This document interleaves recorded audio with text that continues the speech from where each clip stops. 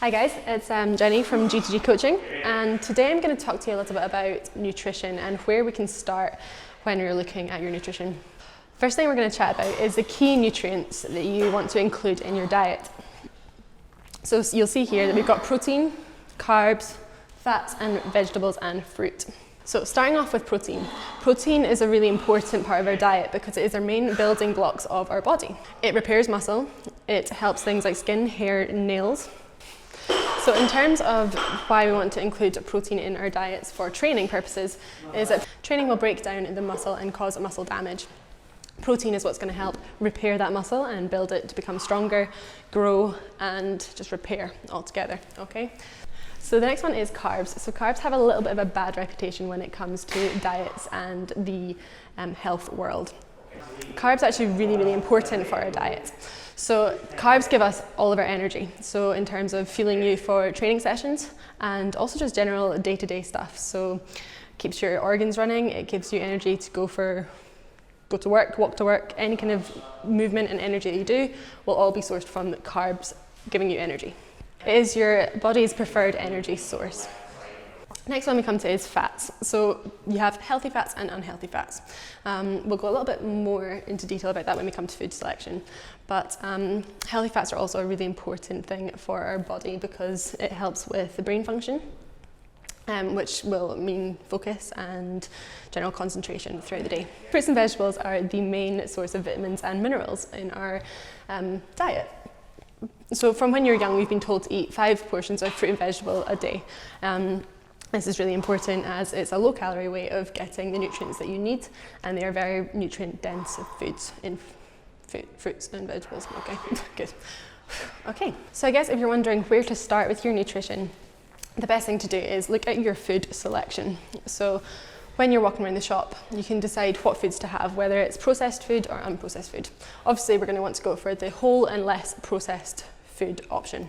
The way you can tell whether a food is processed or unprocessed is you can look at the state that is on the shelf. So if it looks like it has been through a lot of different processes to get from its original source to where it is on the shelf, so for example, things like biscuits, sweets, donuts, are all a mixture of combined foods that have gone through quite a long process to get to where it is on the shelf.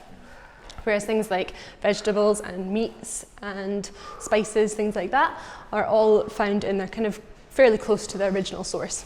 So a really good way to tell whether you're choosing the right foods is by looking at your trolley or your basket at the end of your shopping trip. So a good way is seeing how colourful your basket or your trolley is. Things like fruit and vegetables are also very colourful, will provide your basket with a lot of colour. Another important point to look at in your nutrition is your hydration. So you'll find if you're dehydrated, you will have a lack of energy, your training sessions will not be quite up to scratch, and you will get things like sore heads and things like that.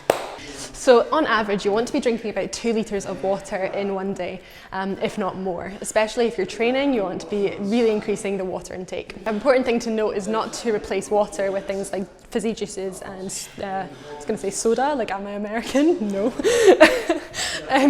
Fizzy juices, because they will have the opposite effect and they will not hydrate you. So it's important to get 2 litres at least of pure water in your day. A way you can also get a little bit more water in your day is by having some tea, some coffee, putting slices of lemon in your water to give a bit of taste, and adding you can use diluting juices, things like that, to just give your water a little bit of taste if you're not so keen on the taste of water itself. Some things that you want to be careful about having too much milk or too much sugar in these drinks, because that will defeat the purposes of what we're trying to achieve with drinking the water. So I guess if you're wanting to put all of this into practice and find a way to change your eating habits to include all of these points, to plan and prepare what you're going to be having for your week. I've written a couple of options here. There are plenty of other options, but these are just some that I suggest. So you can either eat every 2 to 3 hours, 3 nutrient-dense meals. Another option that we have is having 5 smaller meals without the snacks and just making the portion sizes a little bit smaller so that you get a balance of all the nutrients that you need in your day throughout those 5 meals. Once you decide what time you're going to be eating at, the best thing to do is to plan what you will be eating in that time. So here, plan what you will have and prepare what you can in advance. At the start of the week, have a look and decide what meals you're going to have when. So for example, you can choose what protein source you're going to have in each meal, what carb, what fat, and what fruits and vegetables you have. Write that down, and then that will also help you know what to buy. Okay? This will not only help you decide what you're going to buy when you go to the shops, but it'll also help you save money as well. So if you're anything like I used to be, I used to walk around the shops and see things on the shelf and go, "Oh, that sounds nice," and just pile stuff in my trolley. And before I knew it, am I going into an anecdote? Too much of a story? That's staying in.